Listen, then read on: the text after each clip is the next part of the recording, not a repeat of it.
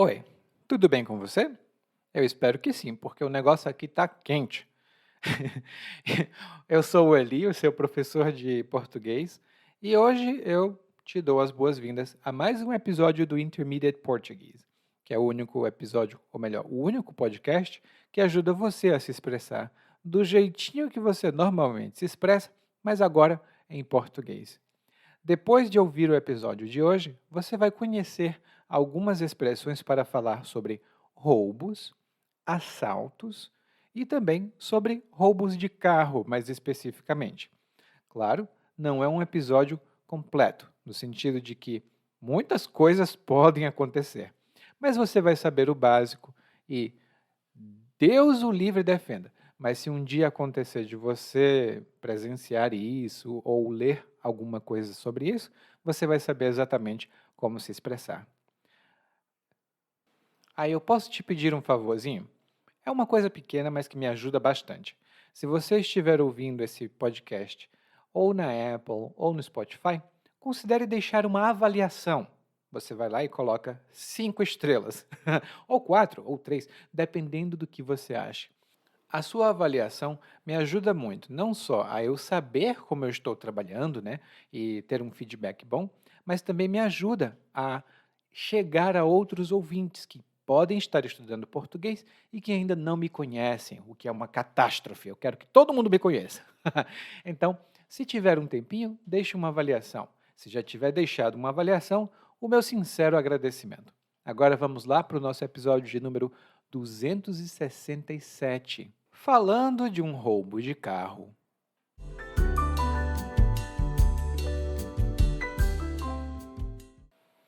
A gente pensa que nunca vai acontecer com a gente, mas um dia acontece e quando acontece deixa a gente atônito. Eu estava descendo a Castro e Silva depois de sair do Mercado Central. Isso ali perto de 6h30. A rua estava até movimentada para um sábado, mas estava um tanto escura. Parei no sinal e 2 meliantes se aproximaram do meu carro. Pensei, são pedintes. Mas foi ligeiro. Foram logo mostrando o revólver que tinham. Perdeu, perdeu, o do revólver disse. O outro fez menção para eu sair do carro e eu obedeci. Manda quem pode, obedece quem tem juízo. Eles pegaram e saíram dirigindo rápido, e eu fiquei na rua só olhando. Depois foi que senti o que tinha acontecido. Minhas pernas começaram a tremer, o sangue a gelar, e eu tava que não conseguia ficar de pé. Uma moça que ia passando foi que deu fé de mim e me acudiu. Foi um alívio. Contei para ela do ocorrido e ela disse, coitadinho, e me perguntou se precisava de ajuda, que podia ligar para a polícia para mim se eu arranjasse o celular. Obrigado, eu disse, e entreguei o celular na mão dela. Menino, foi ligeiro. Mal ela pegou meu telefone, zum, disparou e sumiu na esquina. Eu não tive reação. Quando processei que tinha sido assaltado 2 vezes, uma depois da outra, foi demais, comecei a chorar. Uma viatura que passava parou perto e o policial me abordou. O que aconteceu? Ele perguntou. Relatei o que tinha acontecido e o policial me ajudou a registrar o BO. Qual era o modelo do carro? Palio, da marca Fiat. Ótimo. E qual era a placa? Informei o número da placa. Sabia de memória. Foi roubo ou furto? Foi roubo mesmo. Tive de entregar o carro mediante ameaça. O cara estava armado. Fui então para a delegacia para completar os trâmites do boletim. O delegado disse que eu ainda tive foi sorte. Ali naquele lugar era danado para acontecer sequestro relâmpago. Não se podia dar mole em fim de semana naquelas redondezas. O que eu devia fazer agora? Agora iam fazer os procedimentos para impedir a circulação do veículo, mas eu podia ir dando tchau para o meu Fiatzinho, porque provavelmente iam depenar o carro em algum desmanche e o resto do carro ia para a sucata. Que dia!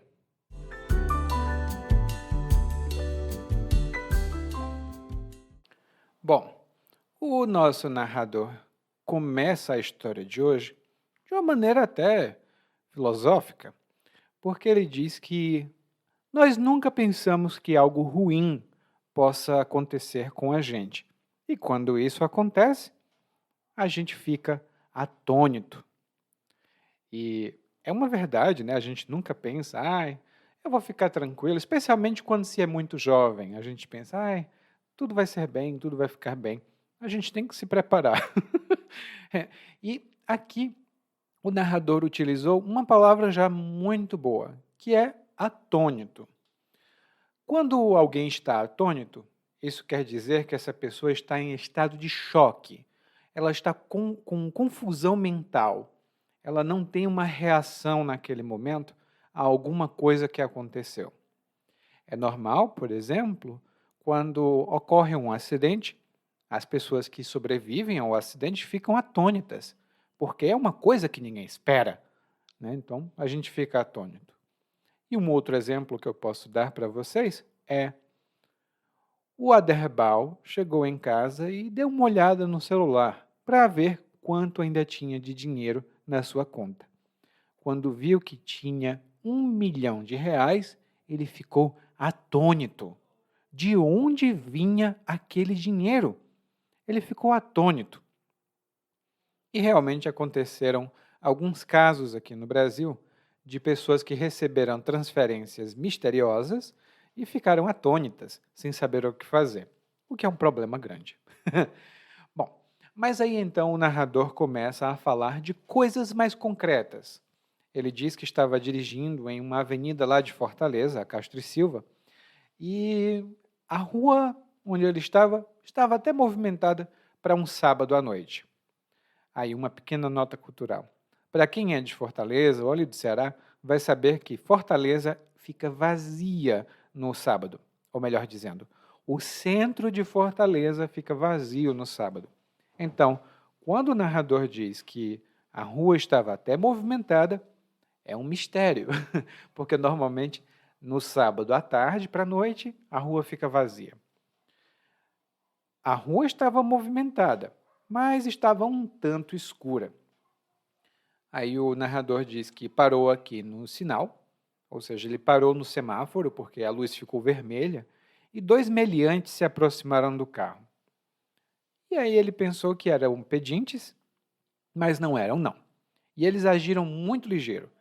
Eles tiraram a arma, eles tiraram o revólver e mostraram que estavam com um revólver.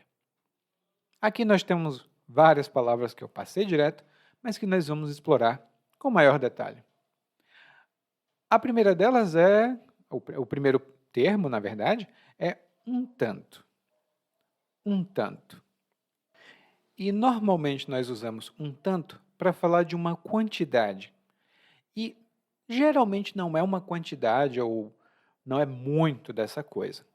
Então, eu quero um café com um tantinho de açúcar. É um café com um pouquinho de açúcar. Ele bebeu um tanto, ou seja, ele bebeu um pouco. Uma quantidade que é considerável, mas não é muita. Para os meus alunos que têm aula diretamente comigo, eles sabem que os brasileiros não são muito exatos. Então, um tanto é uma palavra, é um termo que reflete isso. Eu posso dizer, hoje eu já trabalhei um tanto, vou parar um pouco. Eu já trabalhei um tanto. Ou seja, eu trabalhei uma quantidade que não é tão grande, mas que é considerável ou é adequada para aquele momento. E se alguém me diz, Eli, vamos para a academia, vamos fazer exercício? Aí eu vou dizer, olha, eu só não vou fazer porque eu estou um tantinho cansado, mas eu vou depois. Eu estou um tantinho cansado. Lá no guia de aprendizagem, que agora não são mais guias e sim palestras adicionais, quem fizer parte da nossa Academia do Português, do Eli, vai ver algumas explicações adicionais sobre isso. Outra expressão que o narrador utilizou aqui foi meliante. Meliante. E é uma palavra de dois gêneros, o meliante e a meliante, e é uma palavra bem informal. Normalmente você escuta essa palavra no noticiário policial. E um meliante é um bandido, é um criminoso. Normalmente, ou melhor, originalmente, um meliante é uma pessoa que não faz nada, é um desocupado, é um vagabundo. Mas, como essa palavra é tão utilizada pelos jornalistas de plantões policiais, e ela normalmente é utilizada com o sentido de bandido, hoje um meliante é um bandido. Então, O narrador viu dois meliantes se aproximando, e aqui ele está antecipando o que aconteceu, porque ele fala que são meliantes, e diz que os meliantes agiram ligeiro. Os meliantes agiram ligeiro. E aqui, ligeiro significa rápido. Normalmente aqui no Brasil, a palavra ligeiro significa rápido. Se você falar espanhol, provavelmente você conhece essa palavra com um sentido de leve, ou seja, é o contrário de pesado. Você vai levantar uma bolsa pesada e não consegue. Então, uma bolsa leve você pode levantar. Nós não dizemos uma bolsa ligeira, dizemos uma bolsa leve. Mas quando alguém faz algo muito rápido, isso é feito ligeiro. Ligeiro tem outros sentidos que também estão lá na nossa expansão, na nossa Academia do Português do Eli, ou seja, minha Academia do Português. Um outro exemplo que eu posso dar de ligeiro é o seguinte. Vocês podem ir saindo já podem ir para o carro, que eu vou me preparar aqui, é ligeiro, é muito rápido. Eu vou terminar de me preparar e eu encontro vocês no carro. Daí o narrador passa a falar sobre a ação que aconteceu. Aí, informalmente, nós dizemos que é o serviço. Que é o serviço do ladrão é roubar, né? Então, ai meu Deus. Então, os ladrões foram lá fazer o serviço deles e eles disseram, perdeu, perdeu. O outro fez menção para o narrador sair do carro, o narrador saiu, porque ele pensou, manda quem pode, obedece quem tem juízo. Depois eles pegaram o carro e foram embora, lá longe. E aqui nós temos alguns termos e alguns pontos culturais também. O primeiro deles é, perdeu, perdeu. E isso é o que normalmente falam os assaltantes. E para mim é fantástico que eu esteja falando disso, porque eu estou ensinando vocês até a entender um assalto. Mas é importante, especialmente se vocês estiverem em áreas turísticas aqui. Mas, geralmente, os bandidos dizem, perdeu, perdeu, que geralmente é para você sair do carro, ou sair da moto, ou entregar tudo o que você tem. Mas é o aviso de um assalto. Outras vezes, os bandidos, esses meliantes, podem dizer, passa, passa, passa. E isso significa, passa todo o dinheiro, passa o celular, passa as joias que você tem. Olha, e eu não vou mentir para você. Eu sou cidadão brasileiro e isso me deixa um pouco triste de saber que eu vá ensinar como ser assaltado de maneira apropriada aqui no Brasil. Mas é importante a gente saber o que fazer nesses momentos, saber que nunca se deve reagir, a gente deve fazer exatamente como o narrador fez. Entrega tudo o que você tem, não resiste, passa para lá, porque o que é físico, o que é material volta, a sua saúde e a sua vida não voltam, não. Então é melhor não arriscar. O narrador então disse que ele chegou, perdeu, perdeu, com a arma, e o outro fez menção para ele sair. E a expressão fazer menção de ou fazer menção para, mais o infinitivo, tem um sentido bem especial. É demonstrar a intenção de fazer algo ou mostrar para que alguém faça algo. Geralmente envolve algum movimento físico. Vou dar alguns exemplos para ficar mais claro. O jovem estava no shopping caminhando com os amigos e ele fez menção de que tinha uma arma. O guarda suspeitou, pensou que ele tinha mesmo uma arma e, pum, o derrubou com um soco. Fez só pum e o jovem caiu no chão. Na verdade, o jovem não tinha arma nenhuma. Ele estava brincando com os colegas e, como ele fez menção de que ia sacar uma arma, o policial foi lá, ou melhor, o guarda foi lá e pum, deu uma porrada nele. E quando alguém faz menção de sacar uma arma, significa que essa pessoa provavelmente colocou a mão na cintura e ela fingiu que tinha ali uma arma. Fazer menção de sacar uma arma não significa dizer que vai sacar uma arma. Significa que você fez um movimento que faz com que outras pessoas pensem que você vai fazer aquela coisa ali. Vou dar outro exemplo. Eu estava falando com a Paula sobre o meu trabalho. Eu sei, falar sobre o trabalho nem sempre é divertido. Mas eu queria contar uma coisa. Quando percebi que ela não estava prestando muita atenção, eu parei de falar. E ela fez menção para eu continuar. Então eu continuei. Aqui nesse exemplo, muito provavelmente a Paula fez um gesto com a mão. É um gesto muito característico. A gente abre a mão e gira a mão para dizer, ei, pode continuar, continue. É um movimento circular, né? Então, ela fez menção para a outra continuar. E o narrador obedeceu rapidamente e ele não questionou. Mas ele utilizou a expressão, ou melhor, o ditado, manda quem pode, obedece quem tem juízo. E esse é um ditado muito comum aqui no Brasil, um ditado popular, que expressa a ideia de que, se tem uma situação de força ou poder, o mais forte vai dar as ordens e o mais fraco vai obedecer, para evitar consequências. Se você está no trabalho, e aqui é um exemplo já, tá? Se você está em um trabalho em que o seu chefe é um estúpido, desculpa a palavra forte, tá? Mas o seu chefe é um estúpido e dá ordens idiotas, mesmo as ordens sendo idiotas, você vai obedecer, porque ele é o seu chefe. Afinal, manda quem pode e obedece quem tem juízo. Manda quem pode e obedece quem tem juízo.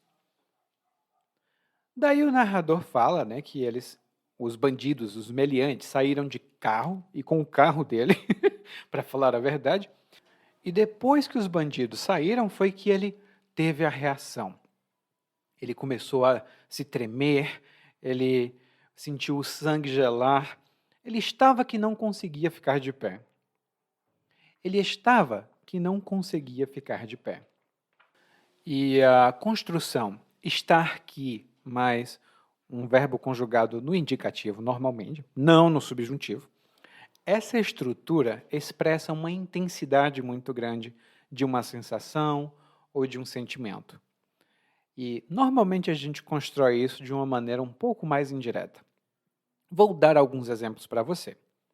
O primeiro deles é: o João apostou na loteria. Na verdade, todos os anos ele apostava e nunca ganhava. Mas neste ano ele apostou e ganhou.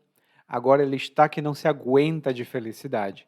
Toda hora sorri, toda hora abraça todo mundo, dá bom dia. É outra pessoa. Ele está que não se aguenta de tanta felicidade. Ou seja, ele está em uma situação tão feliz que ele praticamente não consegue guardar aquela felicidade para si. Vou dar outro exemplo para você, esse nem tão positivo assim. O José nunca ia para o trabalho na data correta. Sempre se atrasava, fazia o trabalho mal feito, então acabou perdendo o emprego. Agora ele está que só chora e reclama, dizendo que não era respeitado no trabalho e que agora está em uma situação muito difícil. Ele está que só chora e reclama. Ou seja, é uma intensificação. Ele está que só chora.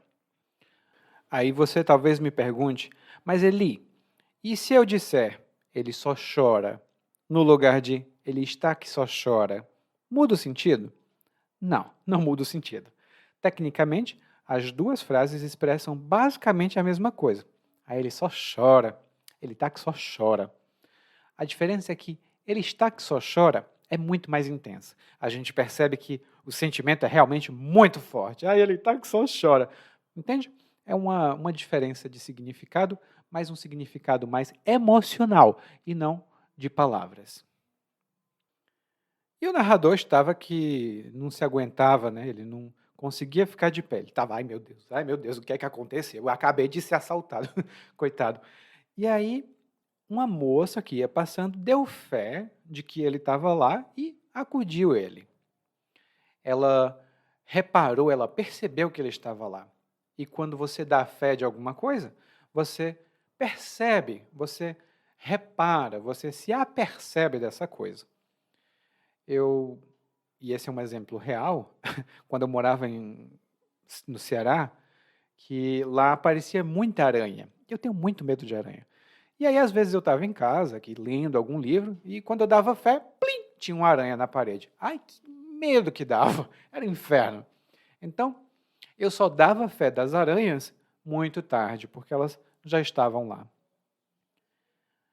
Dar fé tem outro sentido, que não é usado aqui, é mais usado na situação de justiça, nos tribunais, que não vem ao nosso caso. Então, a moça deu fé de que ele estava lá chorando e acudiu ele, ou seja, ela ajudou, ela socorreu, ela ajudou ele no momento em que ele precisava. Ela acudiu ele. E aí ele ficou aliviado, porque a moça disse: ai, tadinho, você foi assaltado? E ele explicou para ela que tinha sido assaltado, ou melhor, tinha sido vítima de roubo de carro. E aí ela disse: tá bom, eu vou te ajudar, mas me arranja o teu celular para eu fazer uma ligação para a polícia. Ou seja, você vai me dar o seu celular aqui na minha mão para eu ligar para a polícia. Aí ele estava atônito, ele não sabia o que fazer, entregou o celular na mão dela. E no momento que ela pegou o celular, zum, ela disparou e sumiu. É uma tristeza, mas eu já vi, eu não vi, melhor dizendo, eu sei que isso já aconteceu, tanto aqui na Bahia quanto lá no Ceará e no Brasil todo. Mas o que aconteceu foi, ele entregou o celular na mão dela e, em vez de ajudar, ela fugiu com o celular.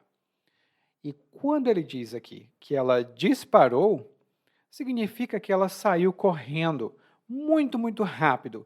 Ela foi zoom, como um foguete, foi rápido mesmo. E a gente costuma falar disparar no sentido de correr muito rápido ou então de ir com um veículo muito rápido.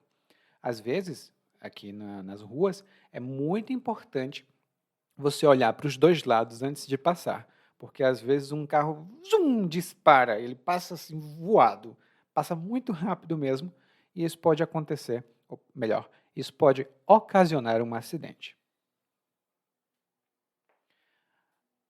Então, depois de ser roubado, né, sofrer um assalto à mão armada por parte dos meliantes, e depois de ver que o seu celular sumiu nas mãos de uma moça desconhecida, o narrador não aguentou. Ele estava que não conseguia ficar de pé e agora ele começou a chorar. Coitado. Daí, uma viatura passou.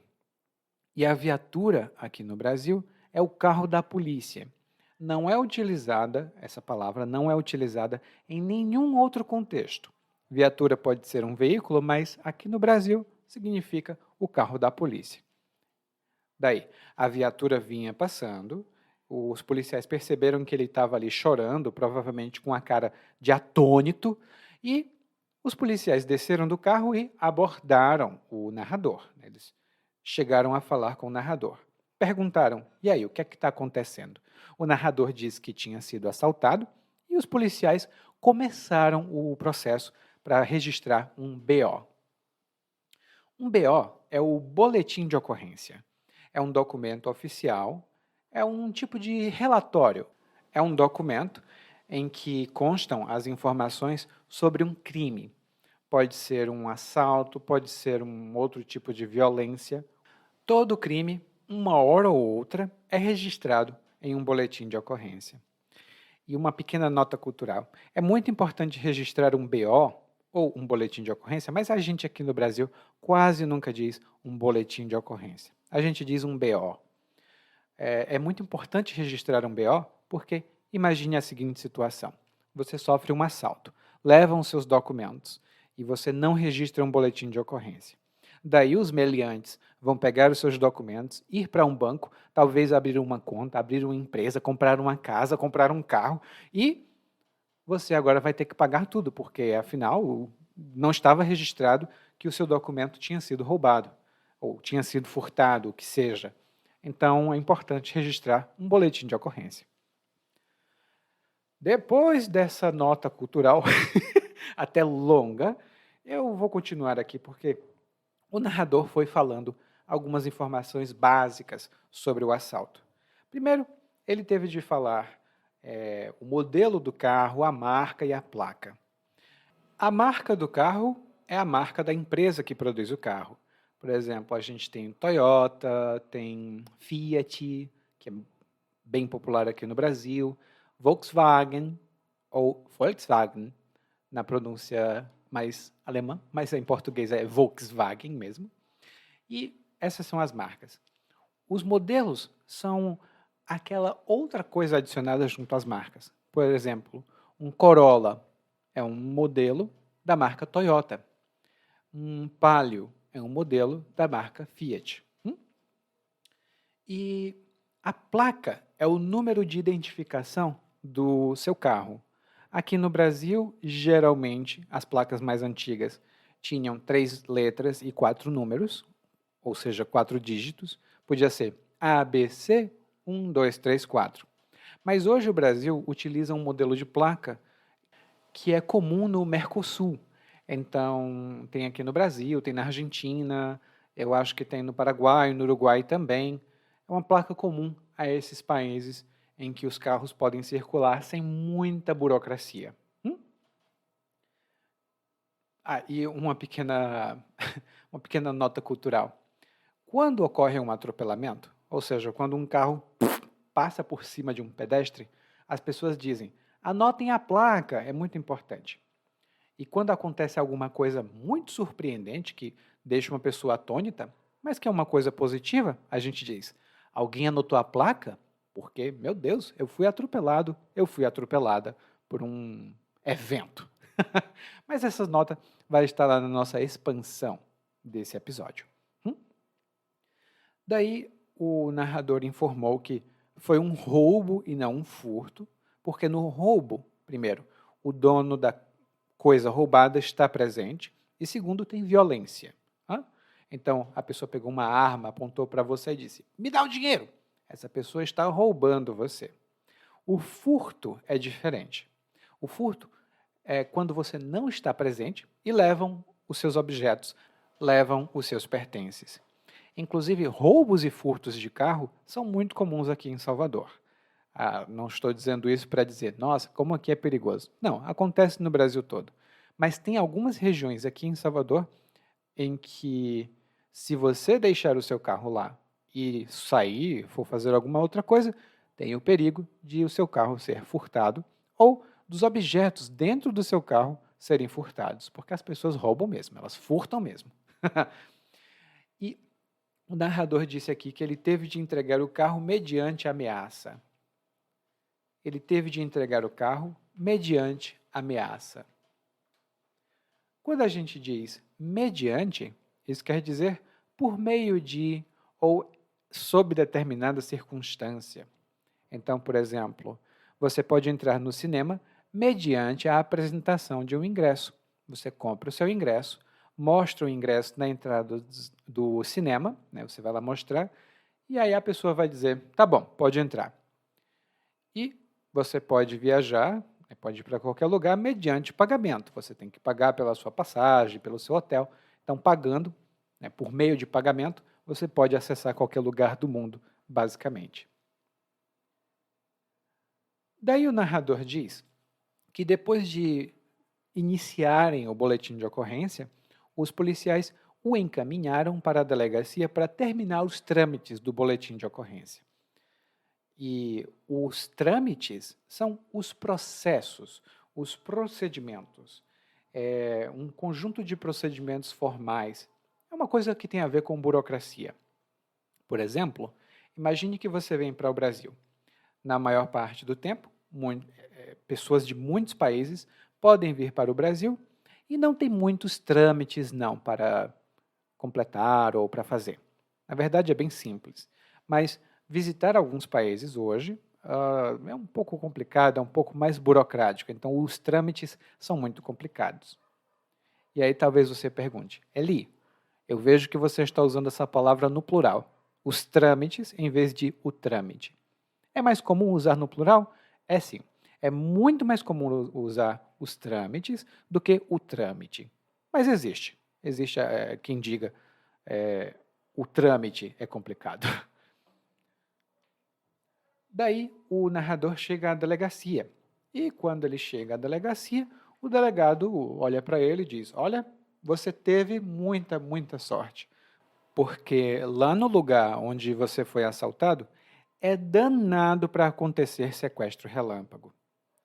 Não se pode dar mole no fim de semana naquelas redondezas. Aqui nós temos algumas boas expressões.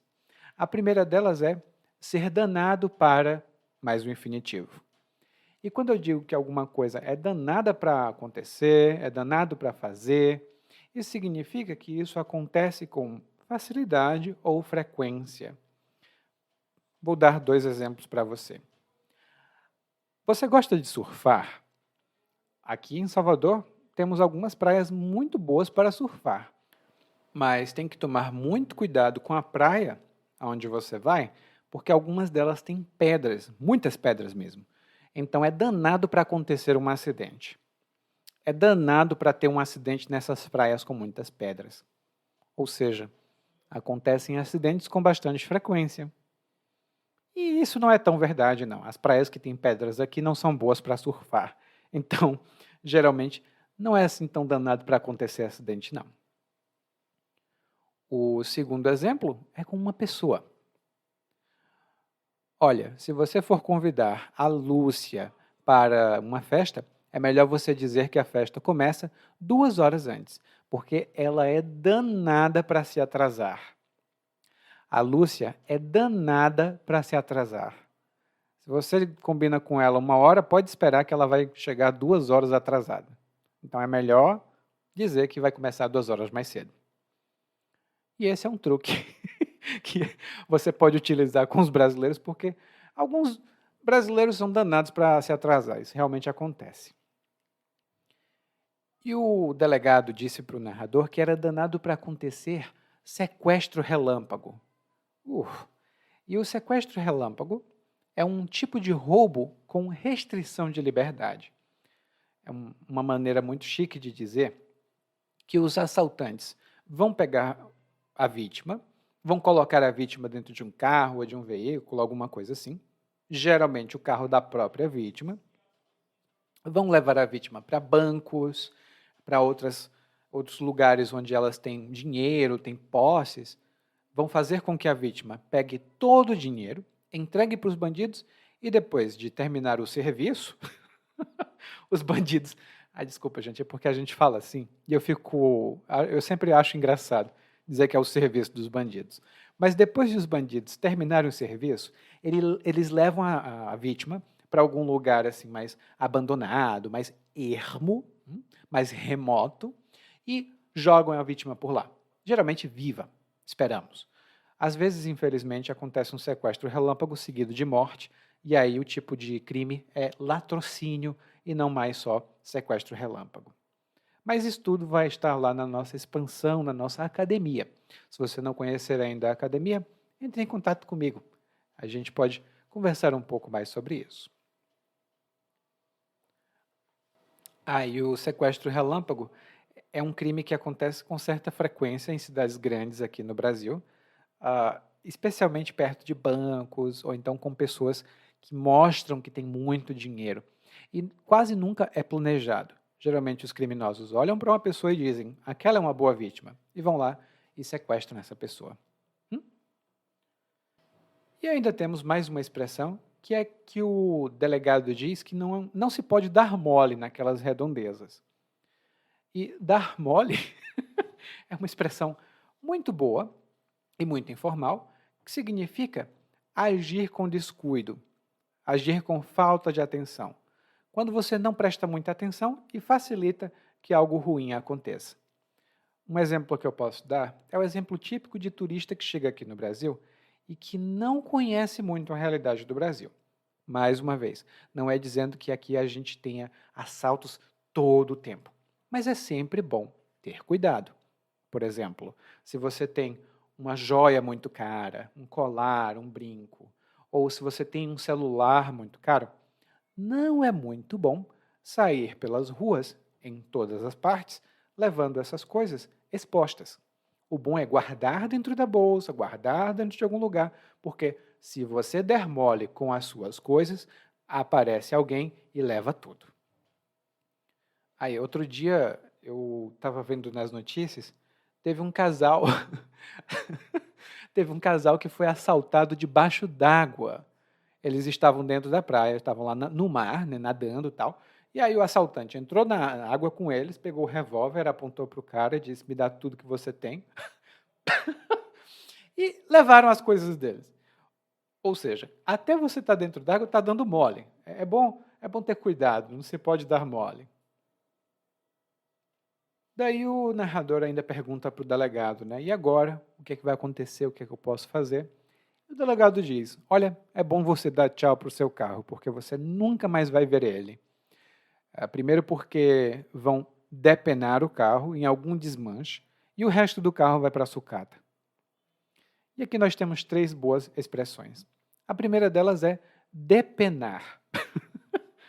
Depenar originalmente significa tirar as penas, como tirar as penas de uma galinha que se vai preparar para um almoço, por exemplo. Você vai lá e arranca todas as penas. Mas quando nós falamos de um veículo, um carro, por exemplo, quando você depena esse carro, significa que você retira as partes mais valiosas do carro, aproveitando o que é mais caro para poder vender, geralmente no mercado ilegal, e o que não presta, você joga fora. Né? O que não tem valor, você joga fora. O desmanche é o local onde os carros são depenados, geralmente. Eles são desmanchados, e desmanchar significa desmontar, você tira parte por parte para desfazer. Então, eles vão lá desmanchar um carro para vender as peças separadamente. Geralmente vão vender de maneira ilegal, porque são produtos roubados. E a sucata tem dois sentidos. Primeiro, pode ser metal velho, coisa velha que vai ser reciclada ou reaproveitada. E pode ser também o local onde fica esse material. Então, geralmente ferro velho, coisa ruim, vai tudo para a sucata. Inclusive, um outro nome para sucata, que é o lugar aqui no Brasil, é ferro velho. Então, se o seu carro, que nunca aconteça, mas se o seu carro for furtado e ele for desmanchado, né, for depenado, provavelmente o que sobra vai para a sucata, ou vai estar lá no ferro velho. Bom, daí o narrador conclui que foi um dia foi um dia muito cheio, e eu posso confirmar realmente que dia para o narrador. Agora nós vamos ouvir a leitura mais uma vez, agora sabendo do significado de todas as palavras.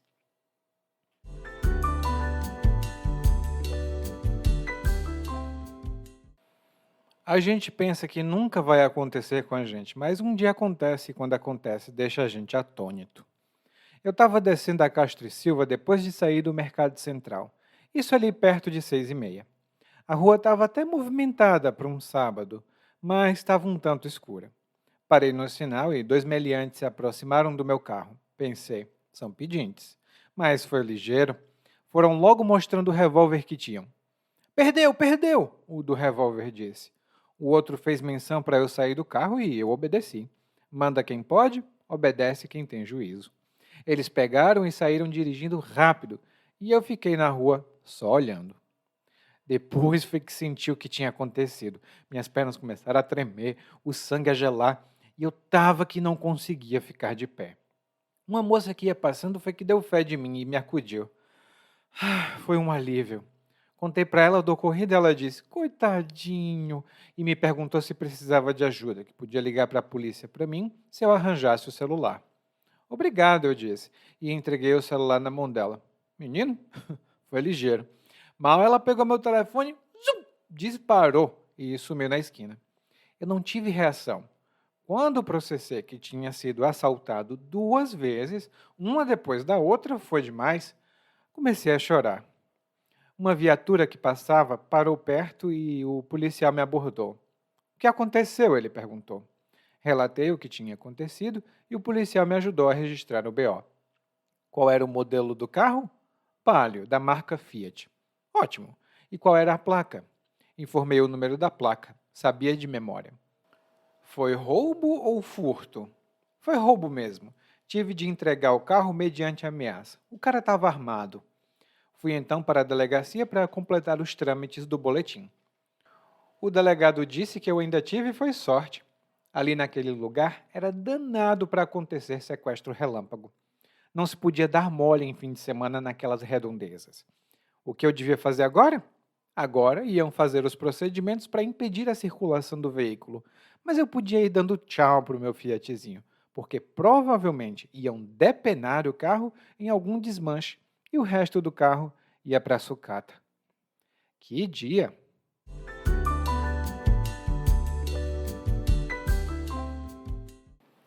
Oi, muito obrigado por ouvir esse episódio até o final. Eu sou o Eli e eu agradeço muito o seu apoio. Se você tiver tempo e puder, por favor, deixe uma avaliação sobre esse podcast na plataforma que você escuta o podcast. Claro, nem todas as plataformas podem fazer isso. Se a sua não puder, não tem problema. Continue ouvindo, mande suas mensagens e a gente se vê por aqui. Tchau!